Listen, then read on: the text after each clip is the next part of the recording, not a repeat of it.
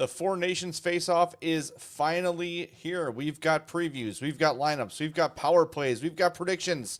Join us next on the CHGO Blackhawks podcast.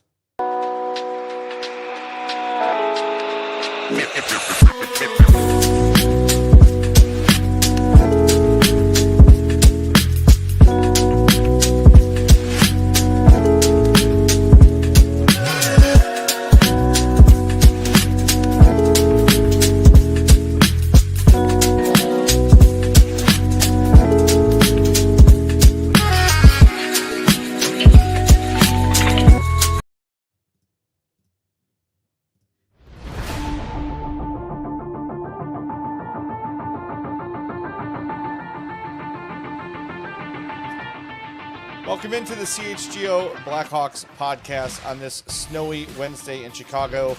We're back in our basements. I'm Jay Zawaski. That's Mario Tirabassi. We are getting plowed with snow right now, so we're doing our show remotely, but we'll be nice and hunkered down and ready to go for the Four Nations face-off that begins tonight with Canada and Sweden. Do us a favor, hit that like button for us on YouTube.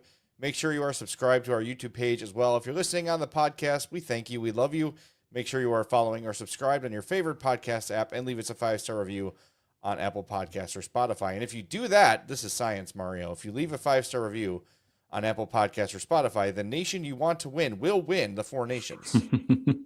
Yeah, I've heard that's how it'll go. That's how it works. It's alternate realities.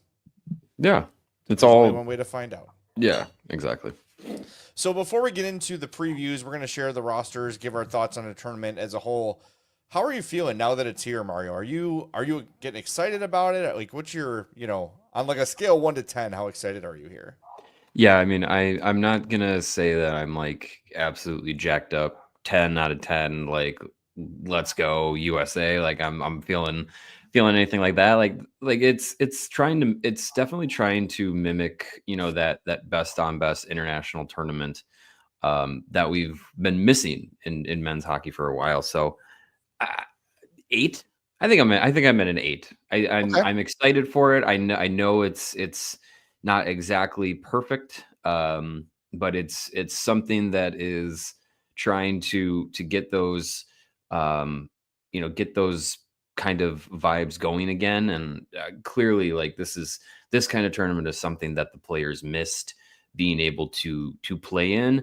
And I think once the game's going, tonight will be an interesting like barometer of like what's the level of competition, like what's the feel of it and everything. It might feel different after maybe the first period tonight. It might feel like, okay, is this what is the speed and pace of these games? Are these guys going 120%, or is this going to be a little bit more than like a, I want to call it like an all-star game vibe where guys half try, but is it going to be something along those lines? I think that's going to be an indicator for me. Yeah, I'm with you. I'm at around a 7 of tempered excitement because, look, I remember the World Cup in the 90s was amazing because you had everybody playing as hard as they possibly could, and they cared and they wanted to win. And frankly, like the success of this tournament really, to me, falls on the backs of the players. If the players on these 4 teams say, we are going to go out and treat this like a playoff hockey, it's going to be awesome. And people are going to jump on board right away. Like, you've got a good matchup tonight with Canada and Sweden, 2 really solid teams. Both of them can make a case for gold in this tournament with their rosters. And if it comes out and it feels like 80% speed hockey, like preseason hockey, it's not going to work. It's just not. Like, they need this to be intense. They need these guys to be, dialed in for it. And I think when I look at Team Canada as the home team tonight, the first game of the tournament, I think they're going to set the tone. And when you look at the guys on this roster, McDavid and Crosby and all these star players, top to bottom, McKinnon, the fact that Sidney Crosby went out of his way while hurt to get into this tournament tells me that Team Canada at least is taking this seriously and they want to win this thing. And I heard on 32 Thoughts this morning and did a Four Nations preview that Team Canada has won the last 16 best on best international games they've played. when you're talking about NHL players involved. So Olympics, World Cups, whatever you want to call it, World Championships. Canada has not lost in 16 games in the best on best. So I think them setting the tone, I think specifically Sidney Crosby doing everything in his power to be part of this while not 100% is going to go a long way for the other guys on that roster and frankly the other 3 rosters to say, all right, if that dude is all in, then I'm going to be all in too, and let's do this. Because again, to me, it all falls on the players to set the excitement level for this tournament. Yeah, and I think especially with Canada, like that's going to be a big part of it, because prior to this tournament starting, we had Petrangelo dealing with a I guess an injury that you would be able to play through the regular season, um, saying like he's going to skip the tournament and focus on the regular season, and I think that there was probably a swell of like anxiety probably for organizers of the tournament, and wanting this to be a big success and taken seriously. If you had seen a couple players say like no, pass, like then I think you would have had a big problem with the interest level, and if you're not getting players to buy in. But Petrangelo made that decision for himself to stay healthy for his regular season. But Crosby, I mean, he missed a few games for the Penguins leading up to this to be ready for this. So I think it swung from one end to the other of like, where do you gauge the player's interest in this? So yeah, I think you're right. I think Crosby being a guy that is going to put himself out there while not 100% clearly for this tournament is a big statement for it. And yeah, tonight's going to be a big part of it. And if you come out with Team Canada and they take care of Sweden in the first game or something like that, like you get that going, then you kind of like set that tone for what to expect from this. And it's going to happen fast too for these guys. Like if they come out of the gate and either team, either side get caught flat-footed, playing on their heels, looking like the Blackhawks, then you're gonna have that team has to wake up fast, because it's a very quick tournament. The scoring style is interesting. It'll be interesting to see how it plays out with the 3-2-1 system. And if you drop the game, like you are behind the 8 ball right away. So it'll be fascinating to see how things come out of the gate. Well, you mentioned the scoring. Let's give people that so they understand what's happening going into the tournament that starts tonight, 7 o'clock, ESPN Canada and Sweden. For the Four Nations face-off, teams will receive 3 points for a win in regulation, 2 points for a win in overtime or shootout, 1 point for a loss in overtime or a shootout, and 0 points for a loss in regulation. The games themselves will be played with NHL rules with one exception. Overtime will consist of a 10-minute 3-on-3 period instead of 5 minutes for the round-robin games before a shootout. The championship game will not be decided by the shootout. However, if the final game goes into extra time, it'll be 20-minute sudden death periods until a winner is decided. So no shootout, 5-on-5, like playoff overtime for the championship. If there's a standings tie, in the case of a 2-team tie, it'll be decided by the head-to-head result between the two. Simple enough. If there's a 3-way tie to break, the procedure will be as follows according to the NHL. Step 1, total points. Step 2, regulation wins. Step 3, regulation and overtime wins, excluding shootout wins. Step 4 is goal differential. Step 5 is total goals scored. So there's your tie-breaking system. And again, this is a tournament that you can't have the sucky first game to kind of shake the rust off. And I know that Finland, well, we'll get to the USA Finland, but like as a USA fan, I'll say it, I'm a fan of the country I live in sometimes. Like Finland's really banged up, but this is probably the game you don't want to play them in, that first one, because as you're trying to work out your chemistry and find your legs, if Finland's going to sneak a win in this tournament in their condition, you would think it would be that first game. Yeah, I mean it's weird. Like these tournaments always seem to be the ones where the unexpected can happen, right? Like think back to like the 2016 World Cup of Hockey, and you had some just stacked teams across the board, and then it's Team Europe in the final against Team Canada. You these tournaments always seem to have some sort of surprise, and I feel like this Finnish team, if you go top to bottom with like talent, they're probably 4 out of the 4. But crazier things have happened in these short style tournaments where, yeah, if you get jumped on in the first game, like you're fighting an uphill battle, and if you drop a 3-point result in the first game, like you're like I said before, like you're kind of behind the 8 ball, because now you no longer control your destiny. Whereas if you get a team, you could have a team win all 3 games. You could have a team go win 2 in regulation, one in overtime, and there you go. There's no way that you can make up those points, because if you lose the first game, the most points you can get is 6, and you're already out of it. So it's just like it can happen that fast. So this, for Team USA, like if they're trying to set themselves up, they have, I guess, the quote unquote favorable matchup to start against Finland, but they're not a team that you can just like count out. Like none of these teams are weak, even though it's just Right. like, okay, like they're like there is a most talented and fourth talented. None of these teams are weak. So it's going to be, it's really going to ramp up that actual like feeling of best on best. Like if you look at these teams top down, like I don't think you can look at any of these players and be like, yeah, that's definitely a weakness to this team. It's just whose strength is strongest. Well, we're going to get into Canada and Sweden coming up in a minute. I did misspeak thanks to Rogue Wave Creative. Tonight's game, Canada-Sweden, is on TNT, Max, all those places. USA's game on Thursday is ESPN, ESPN Plus, etc. So easy enough to find the schedule. I seriously went into my Fubo today and recorded all international hockey games just to make sure I get them all. Smart. So yeah, it should be fun. Sarah, I know you pulled up Canada's roster, but why don't we start with Sweden? Try to just talk about them a little bit before we head to our first break zone. Here are your expected lines for Team Sweden tonight. Mika Zibanejad at center with Jesper Bratt and William Nylander.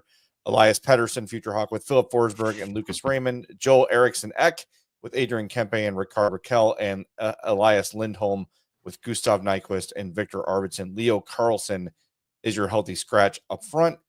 And then the D pairs, do we have those ready? Yes, we do. Victor Hedman and Rasmus Dahlin, Gustav Forsling, Eric Carlson, Matthias Ekholm, and Rasmus Andersson, with Jonas Brodin sitting for Sweden tonight. So I actually heard Michael Russo on 32 Thoughts talking about how well Brodin does against McDavid. Interesting choice to have him sitting if that does remain their lineup for tonight's game. And Philip Gustafsson gets the start in net for Sweden over Linus Ullmark. Again, like I think this is a supremely talented team. I think they're well balanced, and I think too, like you could say, like is each team throwing out 4 all-star lines? No, like you're getting lines that are kind of matched up like NHL lines would be, where you have your skill lines, your top 6 kind of fit that mold, and then your bottom 6 kind of fit more of those checking roles, and they're made up of guys that might play on top lines of other teams, but they're still players that fit those types of roles. So it's going to be interesting to see how Sweden matches up with Canada, because Canada feels like that kind of like, oh, okay, everyone's just an all-star on this team, and yes, it's silly. Like if you look at some of these special teams and these power play setups, like they're absolutely silly. Like Canada is throwing out McKinnon and Crosby and McDavid, Makar and Reinhardt is the other, and Reinhardt on their top power play unit. Like take your pick. Who do you think is the number 5 option on that power play?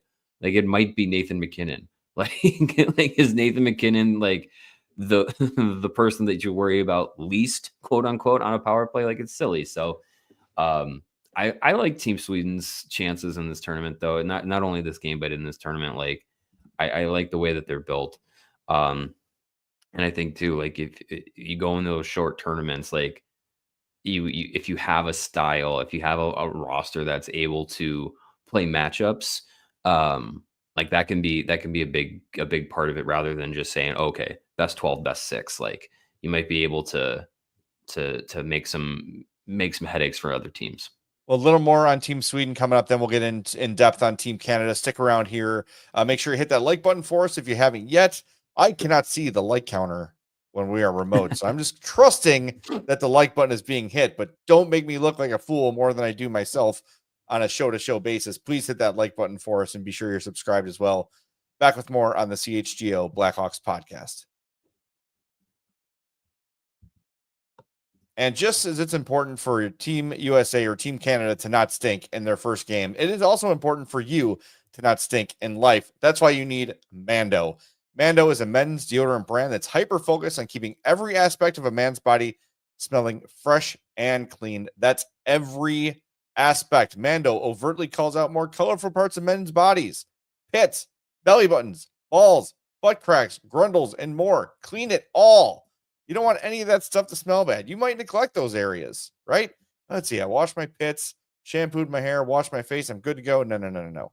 There's a lot of stuff you missed, and you've got to get it. Get Mando's whole body deodorant, safe to use anywhere on your body, all those places we mentioned before and more. They're created by a doctor who saw firsthand how normal BO was being misdiagnosed and mistreated. So they created Mando. Choose from a variety of fresh scents: the bourbon leather, the Mount Fuji, the Pro Sport, or my favorite, the Clover Woods. It's clinically proven to control odor better than a shower with soap alone. 12 hours after a shower, your grundle is going to be 0 out of 10 on a stink factor, and that's what you want. Mando starter pack is perfect for new customers. It comes with a solid stick deodorant, cream tube deodorant, 2 free products of your choice like mini body wash and deodorant wipes, and free shipping. And as a special offer for our listeners, new customers will get $5 off a starter pack with our exclusive code CHGO. That equates to over 40% off your starter pack. Use that code CHGO at shopmando.com, SHOPMANDO.com. Please support our show and tell them we sent you. Smell fresher, stay drier, and boost your confidence from head to toe with Mando. And hey, when you're sweating out your prize picks, you're going to need that Mando. Yeah. And speaking of prize picks, All-Star Weekend is almost here.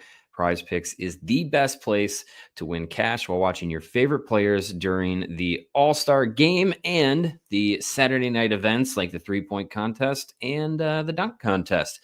You can now win up to 1,000 times your money on Prize Picks. That's a lot of money. Prize Picks is the best way to get action on sports in more than 30 states, including California, Texas, Georgia, and Florida. Prize Picks puts their members first, so all withdrawals are fast, safe, and secure. When your picks hit, you can get your money as quick as 15 minutes. Prize Picks, they want you to sign up today and get $50 instantly when you play $5. You don't even need to win that first bet to receive the $50 bonus. It's guaranteed. What's also fun about Prize Picks is their weekly promotions that can lead to big payouts, such as Taco Tuesday, which each Tuesday Prize Picks discounts select player projections up to 25% to provide even more value for your lineups. It's super easy. Prize Picks, you just pick more than or less than on any kind of different stat category for individual players across the board. It can be basketball, hockey, baseball's coming up. There's going to be lots to select with Prize Picks. You can even, use my strategy. Make a bet on darts that's going to happen at 3 a.m, go to sleep, wake up, and hey, look at that. You got some money in your Prize Picks account working for you while you're sleeping.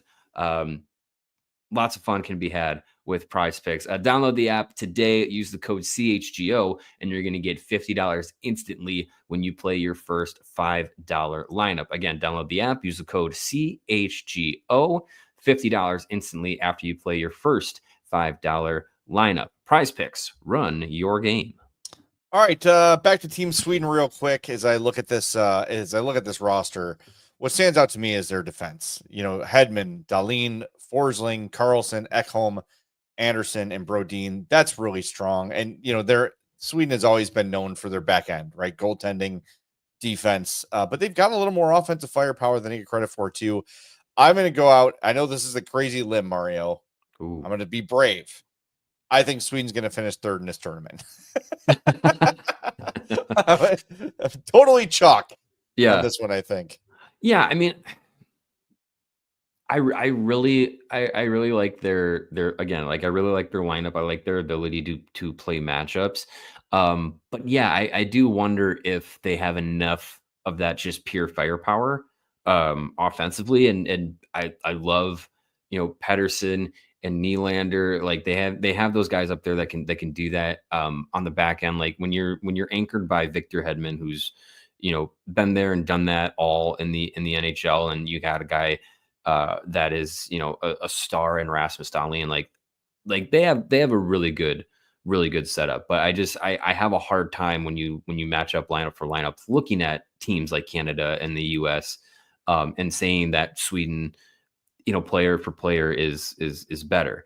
But it comes down to how they play in the games. Like it's the cliche is like, oh, games aren't won and lost on paper. Like this tournament, it could be a perfect example of that. Like we could see Sweden and Finland, the teams that are not the favorites out of these four, pull off wins that you're not expecting, and get to we could have a Sweden Finland final, which might be a little bit unexpected, but that's a huge rivalry in and of itself within this tournament. And it's not just, it doesn't have to be just the USA and Canada show. So, yeah, I think Sweden's got an opportunity to, get some points in this tournament early. Could be a big thing for them. Again, it could happen, but I'm still not Sure. betting on it happening, because I still have faith that even in, a tournament where you could, have some teams exploit some matchups or whatnot, I still think the pure talent of a team like Canada can overcome. Yeah. I mean, look, Edward in the chat said I'll be braver still and say Sweden upsets Canada tonight. All the pressure here is on Canada. Like it really is. They're opening the tournament. They're opening it in Montreal, and they're up against, if it was Team USA, they wouldn't be looking past it, right? If it was Mhm. USA Canada tonight, Canada would not be looking past it. I think you could get in a situation here where they might be looking past Sweden a little bit. And if there's a team that's going to upset somebody, in my mind, it's Sweden. So I'm really Mhm. looking forward to this game. I think it's going to be great. But man, when you look at Canada's roster, and Sarah, you could throw up the forwards right now if you want. Uh, your lines. It's just it's like a hut team, man. It's It's silly. McDavid, Reinhart, McKinnon, Point, Hagel, Marner, Crosby, Marchand, Stone, Sorelli, Jarvis, Konechny, Sam Bennett is your healthy scratch. And I know there's been some mixing up of these lines going on too. Like I saw Stone was with McDavid and McKinnon a few times. So these are not all like this is kind of the expected lineup as of now. Mhm. Um, but they're just so much firepower in there. And what you were talking about earlier, they're clearly not just throwing out the 12 best offensive players they can find. Canada really has a mindset to build a team here that can check, that can score, that can defend, that can, to Yeah. me, you got Taves, Makar, and D, Morrissey, Doughty, Theodore Pareko, and Travis Sanheim, and then the goaltenders, which to me, this is their Achilles This heel. is the biggest thing with Canada. Yeah, Binnington is their starter, Aiden Hill is the backup, and Samuel Montembeau is the third goalie. I don't know if I'm putting my metal hopes on Bennington, but they don't really have many other choices. So, look, you look Yeah. at that roster, it is built to win, it is built to compete, but is the goaltending going to be their shortcoming? You got to be thinking that way. Oh, absolutely. Yeah. I mean, it's can you outscore every team every night? Probably with that type of lineup, like you bank on it, but I don't know if you could bank on it for four straight games, having to put up maybe 4 or 5 goals each night. Like that's a team that could do it. Sure. But I don't think you want. I don't think you want to go into a tournament like this and be like, all right, as long as we score 5, we're fine. Like that's not going to work. Like you might run into a game where it comes down to a 2-1 game or something like that, and I don't know if I entirely trust either Bennington or Hill um, to be the guy to really shut the door in those kinds of games. Um, but I think you have that top 9 of Canada really, I mean, interchangeable players, and you could have a different style with each one of those top 3 lines. That fourth line I love with Jarvis, Cirelli, and Konechny. Like that is one of those fourth lines that it's just like every one of those players is a top line player on their club, but they're coming into a Team Canada team that is so talented that it's just like, okay, like you're gonna probably play 12 minutes tonight, and you're gonna be asked to be like tap into that like forechecking, aggressive, relentless side of your game, and all 3 of those guys have that and can play in that role. So it's going to be really fascinating to see some of those players like Konechny, who's like the top player, one of the top 2 or 3 players in Philly. Seth Jarvis, who's again, he's a guy who's like one of the 3 or 4 best on his Carolina team. Cirelli is a top guy with the Lightning. So can you accept those, limited roles, knowing that, you're not going to be tapping into the, almost 20-minute a night kind of player. So that'll be interesting to see, because I have faith those guys can do it. But it's just interesting. It's a fun part of these best on best tournaments where you see those like all-star caliber guys be asked to do like the small detail things. Like I always think back to I think it was the 2010 Canada team, where you had like 40 goal, like a guy who with 40 goal potential, like Rick Nash was on the fourth line. Like, hey, can you be on the PK? Like I know you're an all-star and you're goal scorer, top player on your team, but you're going to play penalty kill in fourth line. Like it's the fun part of this tournament is seeing like those all-star players be asked to do like role player stuff. Yeah, 100%. And are you willing to accept and execute and not have an ego thing? And I think we have seen the game the Hawks played against Colorado. I saw our buddies AJ and Rudo were freaking out at the DNVR because McKinnon was being so unselfish, right? Like there was one point where he had an open net just gaping. He decided to pass. Like you got to wonder if some of these guys are going to defer a little bit to Crosby or to McKinnon or to McDavid and try to get them the puck. It's like you just can't think that way though. You've got to just play your game. And even if your game is you're being asked to adapt your game a little bit and be a little more defensively responsible, fine. But don't treat it like an all-star game. Don't treat it like a preseason. Play to win. And like we say all the time, scoring goals is not selfish. And by the way, you mentioned Seth Jarvis. I think he's going to make a big impression in this tournament. Like he's a guy who, if he wasn't in Carolina, I think would have a lot of more heat around him in terms of one of the best young, exciting players in the league. This is going to be a big spotlight situation for Seth Jarvis, and I hope he takes advantage of it. We got to talk about their power play too. I know you mentioned it earlier, but Canada's power play 1: Crosby, McKinnon, Reinhart, McDavid, Makar. That's just silly. Just don't take a penalty.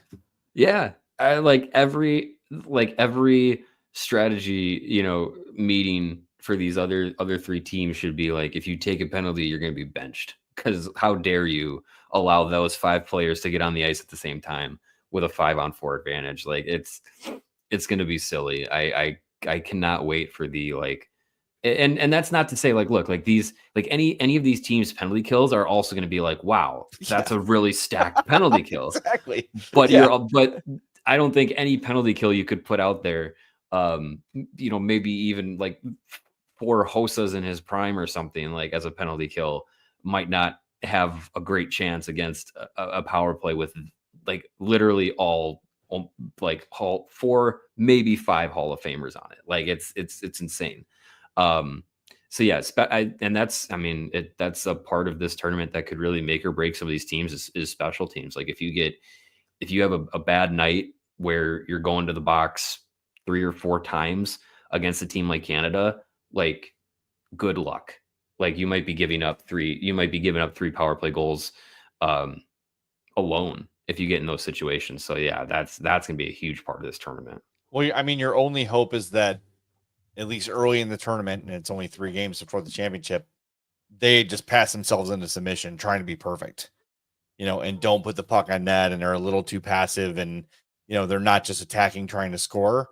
And that's why I think like maybe in this first game, Sweden could sneak up and take it. So I don't know. I am, aside from like the tournament in general, I'm most excited to just watch Canada on the power play.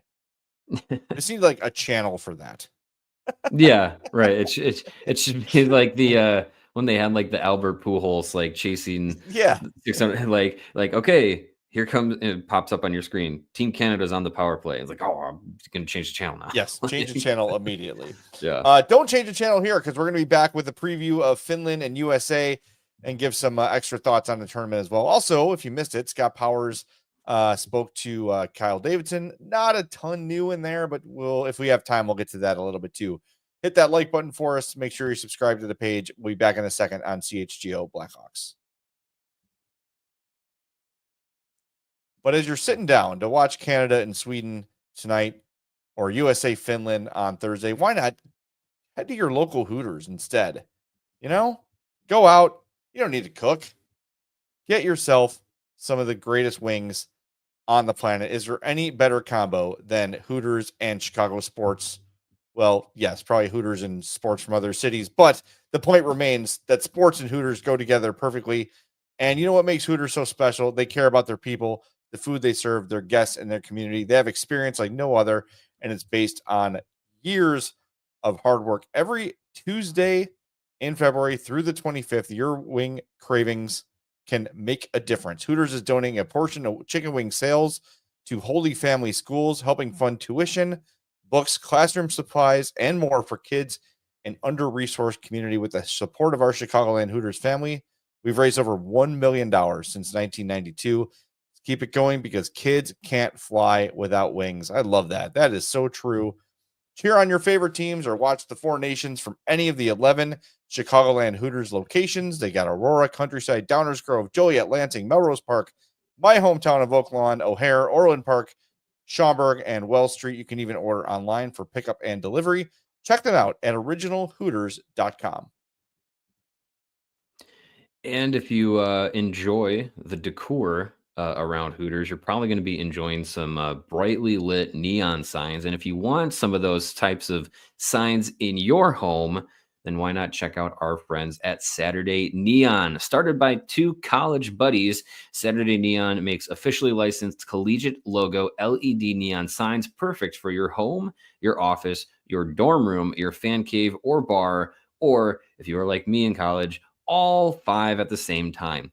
Check out their new Essential collection featuring almost 50 of the biggest schools across the country and for only $75 each. No better way to represent your favorite Big Ten team than with Saturday Neon. And unlike traditional neon, these LED signs won't break or shatter, but still give you that classic uniform glow that you've come to know and love. And Saturday Neon's LEDs last up to 100,000 hours, so you'll be enjoying your sign for years and years to come.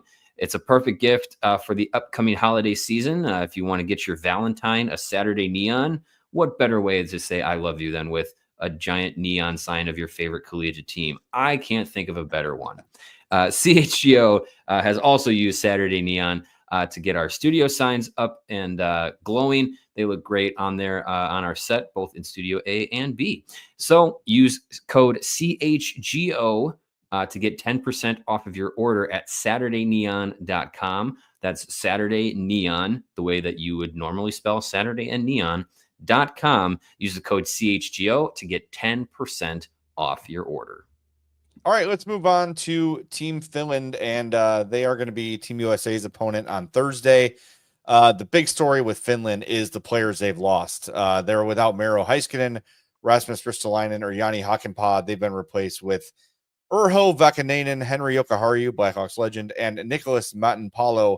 Matinpalo, by the way, is 26 years old and has played 22 NHL games, 18 this year. They are very banged up on the back end, and in a the tournament Heiskanen loss is big. Yeah, where you would say all four of these teams have a chance. I think in this one, you'd say Sweden, Canada, and the US have a chance, and I think Finland's going to be in the outside looking in simply because of their injury issues.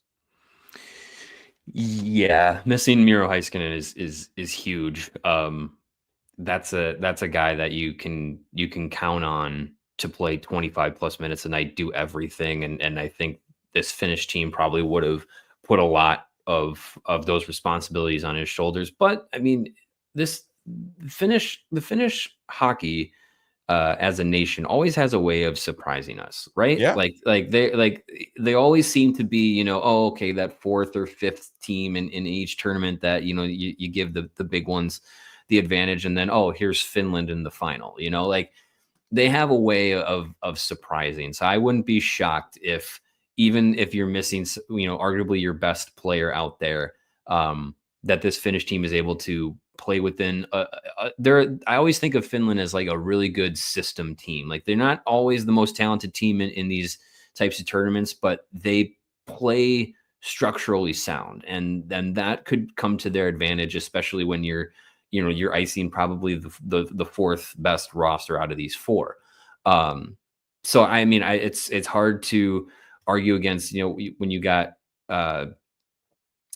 Barkov and you got Aho. Like I like that's a lot of, they have a lot of talent up front. Defensively, it's going to be a lot of, play within your assignments. Like defensively, it feels like just don't, like, play back. Let the forwards be the offensive Yeah. offensive threats, and defensemen, like, you just play to prevent anything coming against you. And then that might hinder them a little bit, like not being able to have any of these defensemen like really like jump up and help. But I think that's probably going to be, their best way to go about it is try and limit as many chances as possible, and then basically counterpunch offensively. Like that might be their best chance. Oh, Anthony Tony brings up a good point too. They're very strong down the middle. You mentioned Barkov and Aho. They also have Hintz and Lundell down the middle. Up front, Teräväinen, Barkov, Laine, Lehkonen, Aho, Rantanen, Hintz, Kakko, Granlund, Lundell, Luosterainen, and Armia. Eric Holla looks to be the scratch up front. So I mean, that's a solid offensive group. Like that, it's a group that can do some damage, but yeah, very little help offensively, at least coming from the back end. Goaltending wise, you've got Saros starting, not having a great year. Kevin Lankinen, former Blackhawk, is having a great year in Vancouver, and Ukko-Pekka Luukkonen, the greatest name in hockey, is the third goalie. I get you give Saros to start because legacy, because reputation, because of what he's achieved in his career so far, but yeah, he is not having a strong season. I mean, Nashville sucks. It's a huge part of it, but I don't know, man. In a game where winning a game unexpectedly can get you a medal, I don't know if I just go with the honorary starter at this point. I get that, but I think you're in a position where you kind of just got to go with the guy that you believe is the most talented, and I'd say Saros still, goalie for goalie, is the best of those three. But yeah, I mean, Lankinen's been having a really outstanding season with Vancouver, but I still don't know if you, in this scenario, in this, where the spotlight is going to be really bright, and you're going up against, these top end teams. Like this isn't Kevin Lankinen, getting a start against the Seattle Kraken or something. Like you're going up against the best of the best in the world. Like, would you trust him in that scenario? And I feel like you still go with the guy that you feel like is kind of like with Canada. Like they have the number 4 goaltending trio out of these 4 teams. Right. So you kind of have to just go with the guy that you feel like is your best option. And for Finland, like, it's still Saros. Even though Lankinen's having a good year, like, it's still Saros that you have to go with. And if he comes out, in the first game against Team USA and looks real bad, then I think you kind of have to make that, I don't want to say knee-jerk reaction, but you have to make a quick change, and you might have to go with Lankinen either in the middle of the game or for the rest of the tournament out. Like you gotta give it.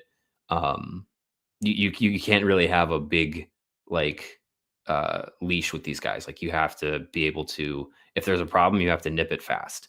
So I mean, and sometimes these tournaments provide guys who are having a struggling season, they provide an opportunity where they go out there and, watch like Binnington or Saros or something. They're going to have like a 970 save percentage or something like that. Like they're just going to come out here and just have like an insane tournament. So like that could happen. And that could be, especially in Finland's case, like that would be the most beneficial outcome for them, is if they have UC Saros come out and however the season has gone, it doesn't matter. And he comes out and just stops everything.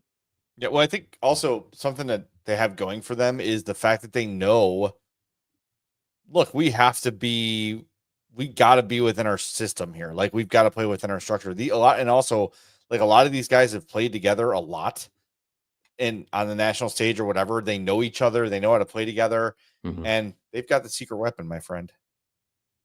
You know what it is? Is it well, there's two weapons that are in their favor.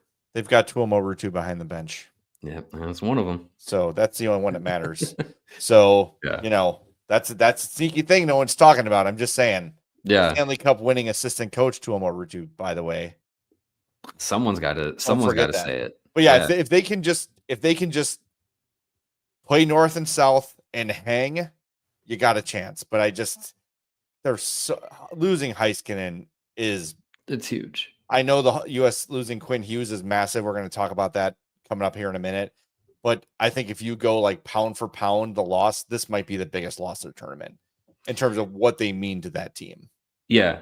Yeah. I think, I mean, could you make an argument if Quinn Hughes is one of the 3 best on the U.S. team? Probably. But I don't think there's any argument that Miro Heiskanen was one of the 3 best players on the Finnish team. So you take that out of the lineup and you replace him with a guy who, what did you say? He played 20. He's played 22 NHL games. And he's 18. Yeah.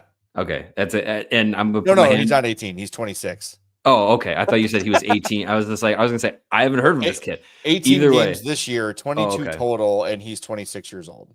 Okay. Yeah. And I've never heard of their replacement. He sounds Italian.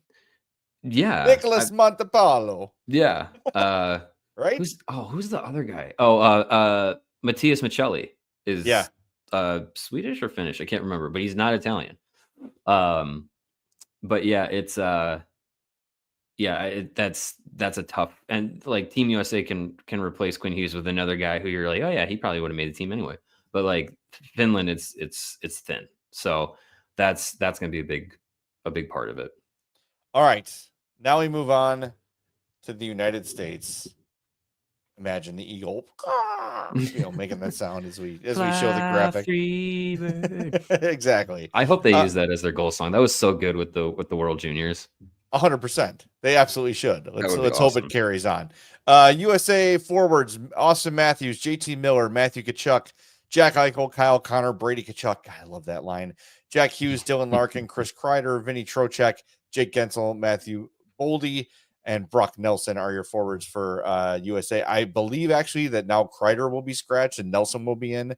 This has changed since we made the graphics, but it doesn't matter. This is a very stacked and very much like we mentioned with Canada, maybe not to the extent, but a very versatile team with a lot of guys that can do a lot of things.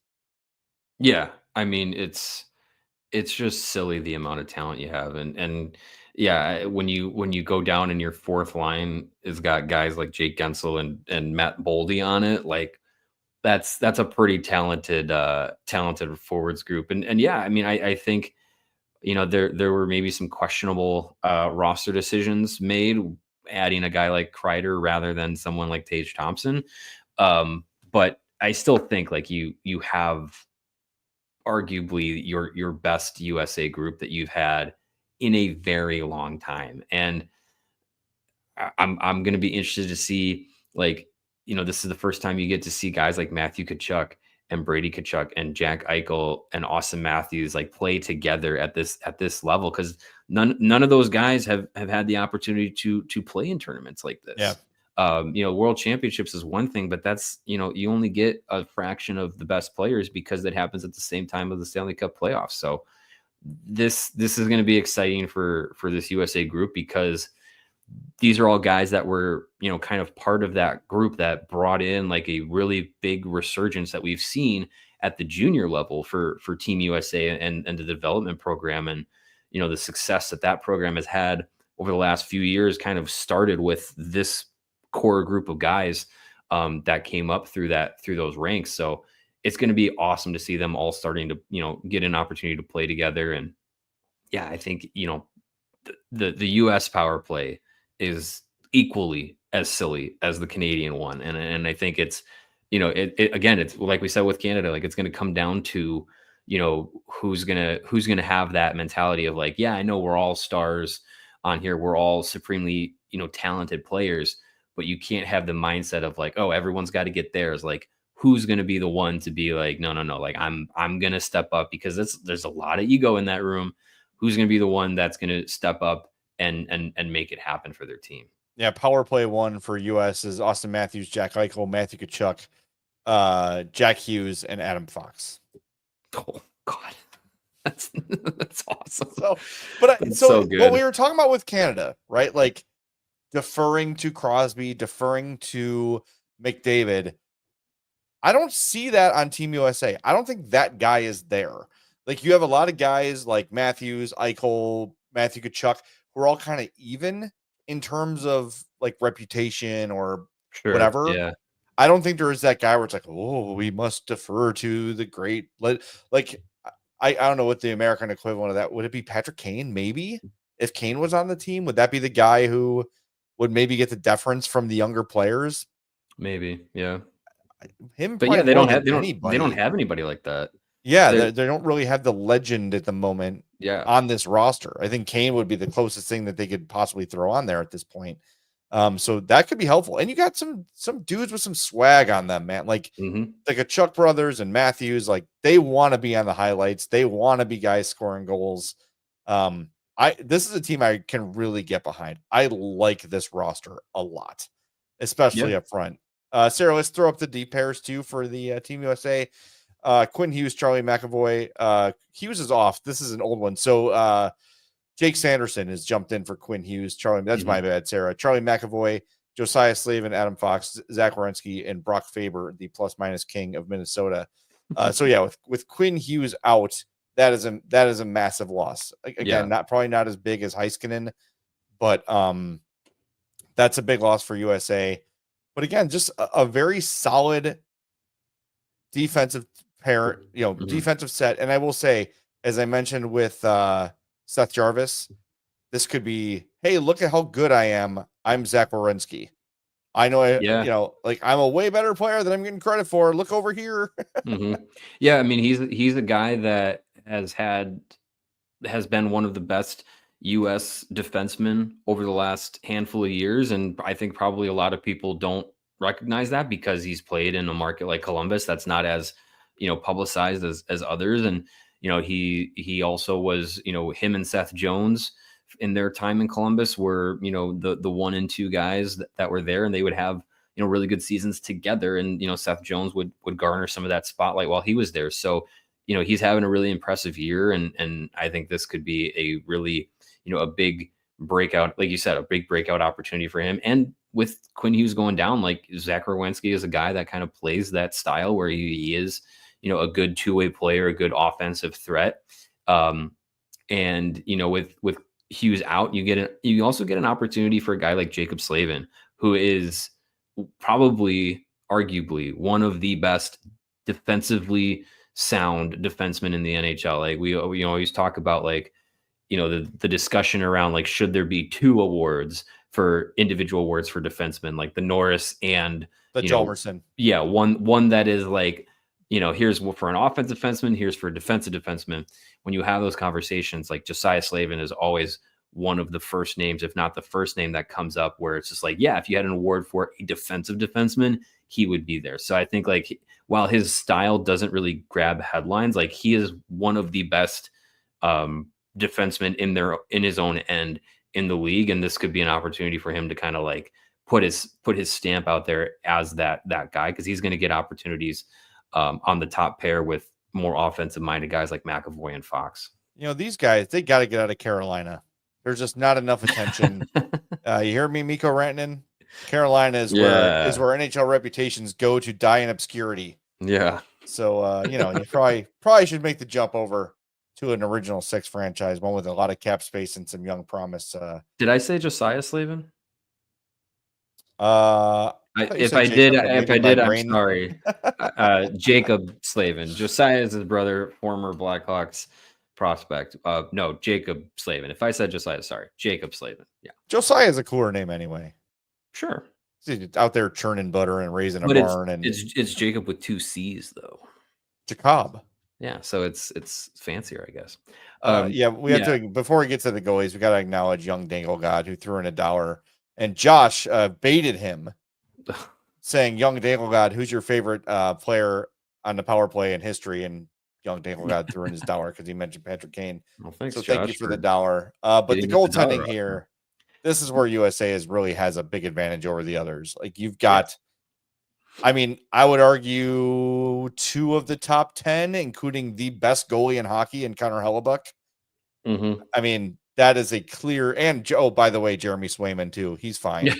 Yeah. You know, they got 3 outstanding, all 3 of these guys would start for the other countries. Yeah. Oh, for sure. Yeah. If So you had, I think The Athletic did a piece where they basically did like an open rosters, like I don't know if it was a draft lottery or you could trade between rosters. Yeah, if Canada could make a trade for, any of these 3 goalies, they absolutely would because they would need it. But yeah, that is where the US has an advantage over everybody else is, whether you pick Hellebuck or Ottinger or even Swayman too for that matter. Like I know he hasn't had the best season, but he's still a pretty solid goaltender. Like no matter the 3 of you pick, you can have confidence in them. But being able to pick the guy who's like been arguably the best goaltender in all of the NHL over the last handful of years in Connor Hellebuck, like that can be where, in if you say USA and Canada are the 2 best teams out of the 4, that's where that advantage could be so different in between the pipes that it gives the USA the advantage overall. yeah, I mean, look, I think chances are going to be hard to come by against this team, and then when you get them, you got to get it past Hellebuck. Yeah. The only tiny concern I have is Hellebuck has been a different dude in the playoffs. Like he has not been the same level of goaltender.